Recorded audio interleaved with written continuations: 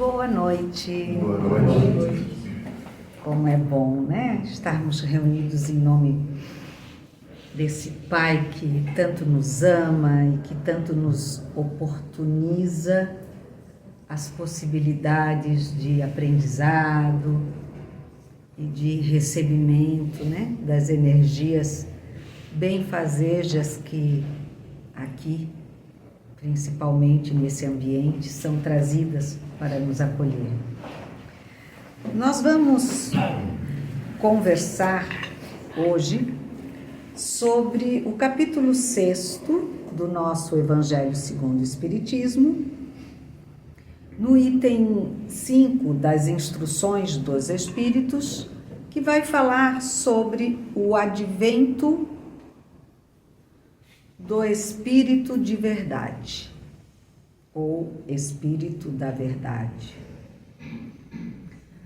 Advento, a chegada, né, daquele que vem nos falar e esclarecer, e assim como prometeu a Kardec, que toda vez que ele necessitasse de algum esclarecimento, que ele viria para tirar-lhe as dúvidas. E Kardec traz a nós várias das considerações deste que, através de vários estudos, foi considerado como sendo Mestre Jesus, né? O Espírito de Verdade. E no item 5, ele começa dizendo assim: venho como outrora aos transviados filhos de Israel, trazer-vos a verdade a dissipar as trevas. Escutai-me. O Espiritismo, como o fez antigamente a minha palavra, tem de lembrar aos incrédulos que acima deles reina a imutável verdade. O Deus bom, o Deus grande, que faz germinem as plantas e se levantem as ondas, revelei a doutrina divinal.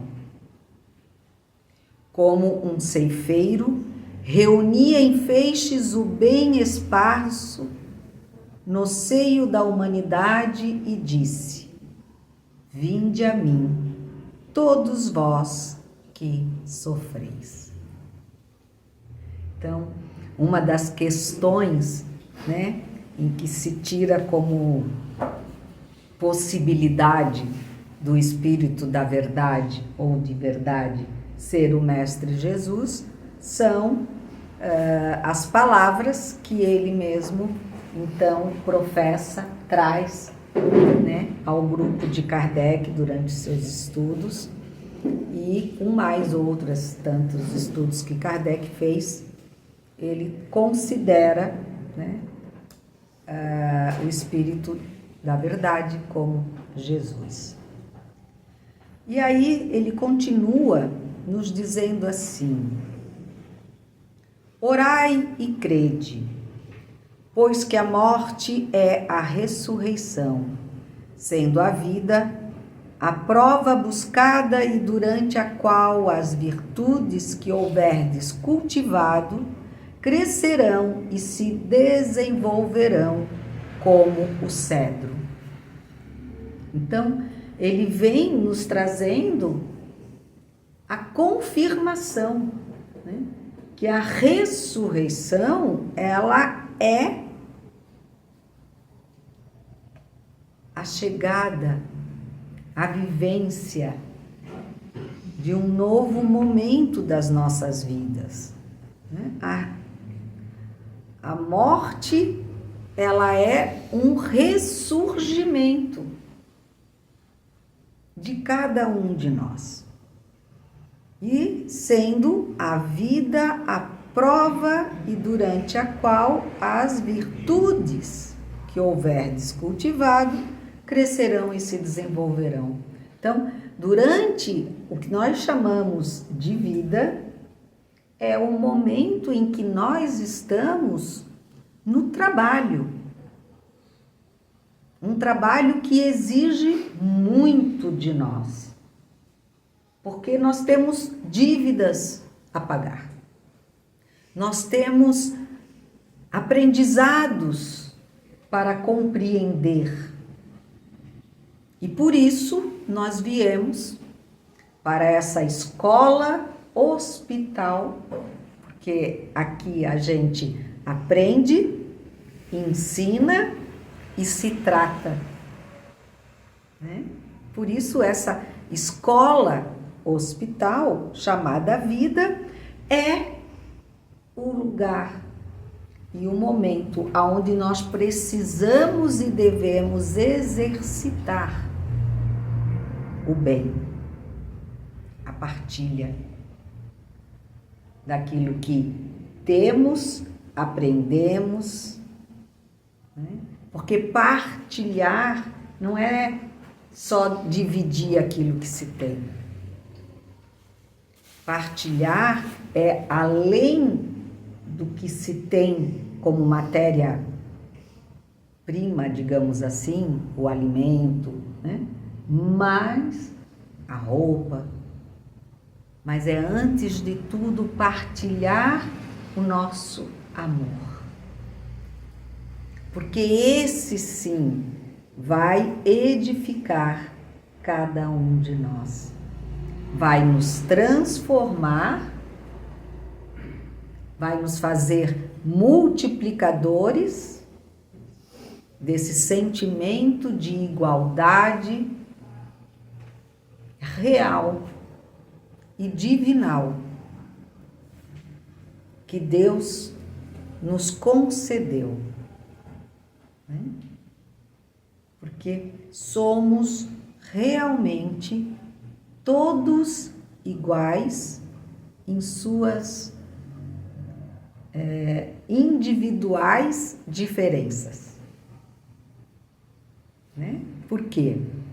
Porque, claro, hoje eu sou baixinha, tenho olhos azuis, verdes, enfim.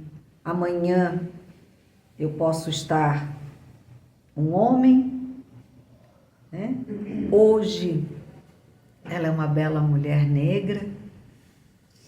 E ainda assim nós somos iguais, porque nós somos irmãs. A única diferença que nós temos é a nossa individualidade. Não é a nossa cor. Não são os nossos lindos cabelos. O que nos difere, na verdade, é a nossa caminhada. Aonde eu estou e aonde ela está. E isso não sou eu que vou avaliar. Isso, quem sabe, é o nosso Pai. De repente, ela está há 100 anos mais evoluída do que eu, né? E eu tô aqui na minha, tô até dando palestra. Mas quem sabe o quanto que eu devo? Só Ele. Quem sabe o quanto eu sei? Só Ele. Então, a nossa única diferença é do tempo que nós, espíritos eternos, já vivenciamos e experimentamos de tantas coisas. O resto não significa nada, porque nós somos todos iguais. Somos inteligência criada pelo mesmo Pai. Então, quando nós conseguimos vivenciar essa compreensão de que a nossa vestimenta carnal nada mais é do que uma roupa que me deram, mas que não me representa, porque o que me representa é o que eu penso, é o que eu sinto e é o que eu faço, né? Nós estaremos vivenciando tudo aquilo que o Mestre Jesus nos ensinou. E aí, ele virá nos dizer: sinto-me por demais tomado de compaixão pelas vossas misérias, pela vossa fraqueza imensa, para deixar de estender mão socorredora aos infelizes transviados que, vendo o céu, caem no abismo do erro. Crede, amai, meditai sobre as coisas que vos são reveladas. Não mistureis o joio com a boa semente, as utopias com as verdades. Porque não adianta a gente ficar sonhando, como o pessoal costuma dizer, fora da casinha. Nós temos que ter os pés no chão, ou nós temos que fazer, como nos disse Allan Kardec, com a bênção dos espíritos superiores. Ter fé com razão, com pensamento, com interpretação, com entendimento, com estudo, com aprimoramento. Porque senão a gente sai da casinha, né? Aí a gente entra na história de qualquer um. E não é assim. Nós temos que perceber que muitos são, infelizmente, falsos profetas. Mas, nesse capítulo, nós temos o item 6, uma declaração maravilhosa, em que Jesus nos diz: venho instruir e consolar os pobres deserdados. Venho dizer-lhes que elevem a sua resignação ao nível de suas provas, que chorem, porquanto a dor foi sagrada no jardim das oliveiras, mas que esperem, pois que também a eles os anjos consoladores lhes virão enxugar as lágrimas. E aí a gente arrogantemente pensa assim: consolar os pobres e deserdados não é para mim, né? Não sou pobre, tenho até 2 carros.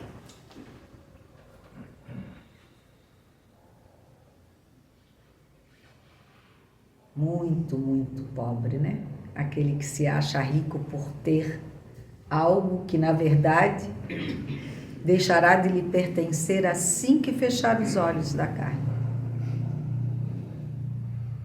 Uma riqueza que não significa nada porque ela fica. Ela não nos pertence eternamente. O que nos pertence eternamente é a riqueza do nosso pensar, do nosso agir, do nosso sentir. E como nós ainda somos iniciantes nessa jornada, nós precisamos do consolo. Nós precisamos, porque somos pobres deserdados. Ou seja, ainda estamos muito perdidos.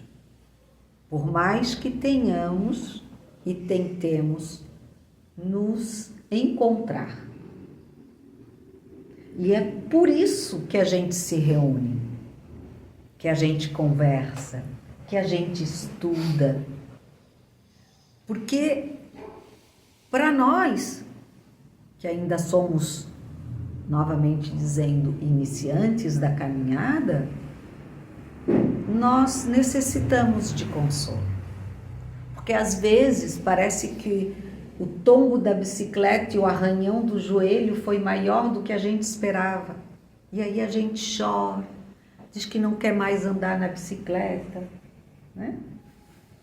A gente fala isso para Deus.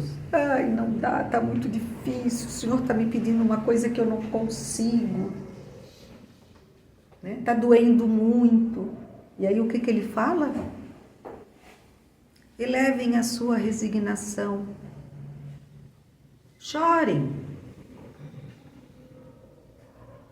Porque a dor foi sagrada no Jardim das Oliveiras.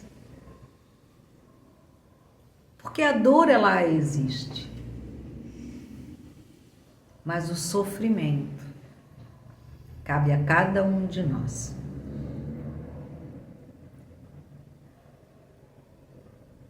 Obreiros, traçai o vosso sulco, recomeçai no dia seguinte o afanoso labor da véspera. O trabalho das vossas mãos vos fornece aos corpos o pão terrestre. Vossas almas, porém, não estão aquecidas. E eu, o jardineiro divino, as cultivo no silêncio dos vossos pensamentos. Então nós nunca estamos sozinhos. Por mais e por tantas vezes acreditemos. Tá difícil, eu tô sozinho, não consigo, não tenho força. Aí ele diz: e eu, o jardineiro divino, as cultivo no silêncio dos vossos pensamentos. E aí, de repente, a gente tem aquela ideia assim, que a gente diz: eu sou um gênio, não sei como é que eu não pensei nisso antes, né? E aí a gente esquece que minutos atrás estava pedindo ajuda. E nem agradece, né? Sai achando que, tô podendo, sei tudo. Só esqueceu que quem sabe e que deu, que entrou no nosso pensamento e nos deu a ideia. Quando soar a hora do repouso e a trama da vida se vos escapar das mãos e vossos olhos se fecharem para a luz, sentireis que surge em vós e germina a minha preciosa semente.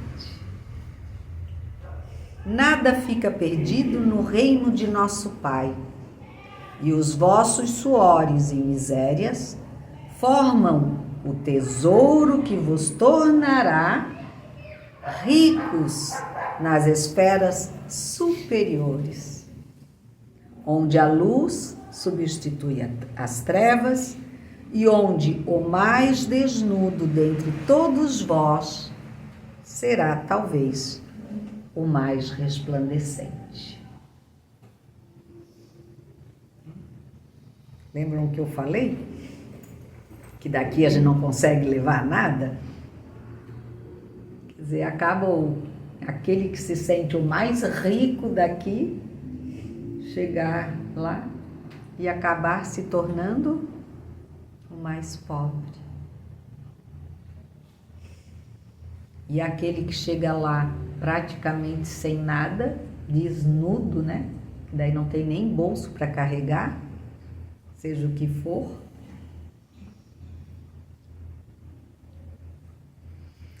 Será talvez o mais resplandecente, porque lá a gente adquire o quê? A luz. Nossa riqueza é a luz. Que quanto mais brilho tem, mais elevação tem aquele que a possui. Tanto que pouco se conseguia olhar, né, para a Virgem, para Jesus, ou para quem trabalha em mesa mediúnica, quando se tem a presença de um espírito um pouquinho mais elevado que a gente, né, que nem está lá nas grandes esferas, mas que nos dá a cortesia de uma visita, a gente já fica assim, parece que está com aquele flash todo nos olhos que não dá para enxergar nada, né? Agora imaginem aqueles que estão alcançando as grandes esferas. Em verdade vos digo, os que carregam seus fardos e assistem os seus irmãos são bem amados meus. Instruí-vos na preciosa doutrina que dissipa o erro das revoltas e vos mostra o sublime objetivo da aprovação humana. Assim como o vento varre a poeira, que também o sopro dos espíritos dissipe os vossos despeitos contra os ricos do mundo, que são, não raro, muito miseráveis, porquanto se acham sujeitos às provas mais perigosas do que as vossas. Às vezes a gente fica, né, com aquela dorzinha de cotovelo, né? Ai, a minha vida é tão comum, tão simples. Trabalho para casa, da casa para o trabalho, né? Pelo menos se tivesse dinheiro para botar uma piscininha assim, que aqui é tão quente, né? Quem sabe? Não precisava ser a casa grande, mas uma piscininha para a gente se refrescar, né? Aí a gente já pensa assim, pô, fulano tem aquela casa, né? Ai, se eu pudesse estar lá com todo aquele dinheiro que ele tem. Até aí tudo bem, fácil, tranquilo. Lidar com isso que é bom, né? Claro que é bom. Por que não vai ser bom, né? Ter uma casa boa, dinheiro para usufruir.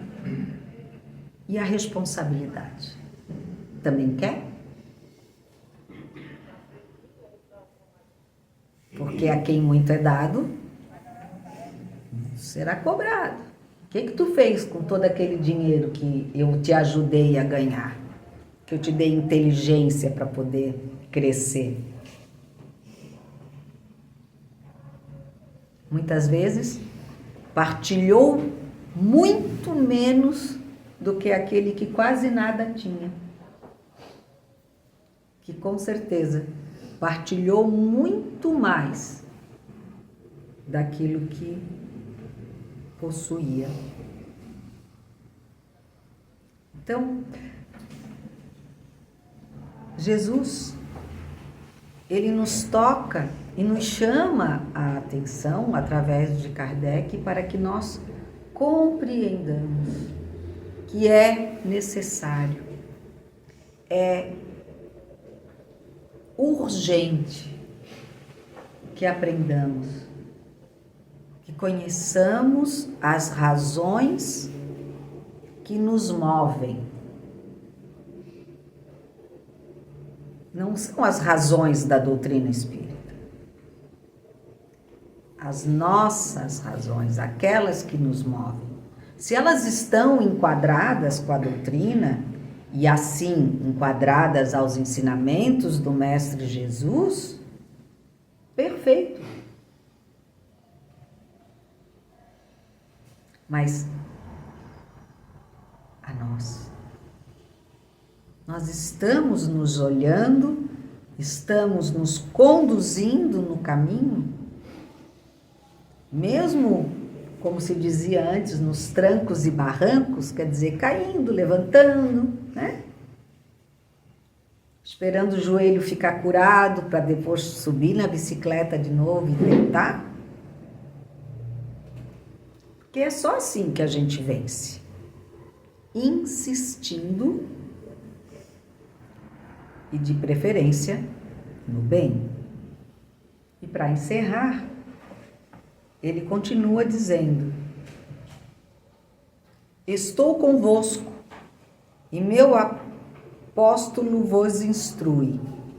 Bebei na fonte viva do amor e preparai-vos, cativos da vida, a lançar-vos um dia, livres e alegres.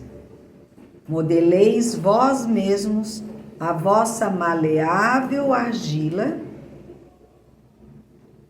a fim de serdes os artífices da vossa imortalidade. Vou repetir, até porque eu comi uma frase. Estou convosco e meu apóstolo vos instrui. Bebei na fonte viva do amor e preparai-vos, cativos da vida, a lançar-vos um dia, livres e alegres, no seio daquele que vos criou fracos, para vos tornar perfectíveis, e que quer modeleis vós mesmos a vossa maleável argila, a fim de serdes os artífices da vossa imortalidade. O Espírito de Verdade, em Paris, no ano de 1861. Então, vejam que, mais uma vez, ele diz: nós somos os obreiros de nós mesmos. Nós é que nos transformamos. Ele nos deixa todas as possibilidades. Ele nos entrega todo o material necessário para a nossa construção interna. A construção dos nossos pensamentos, dos nossos sentimentos e, por consequência, dos nossos atos. E assim, quando nos despedirmos dessa escola, desse hospital, poderemos voltar à nossa casa e executarmos e sermos exatamente aquilo que conseguimos construir com as nossas próprias mãos. Que possamos levar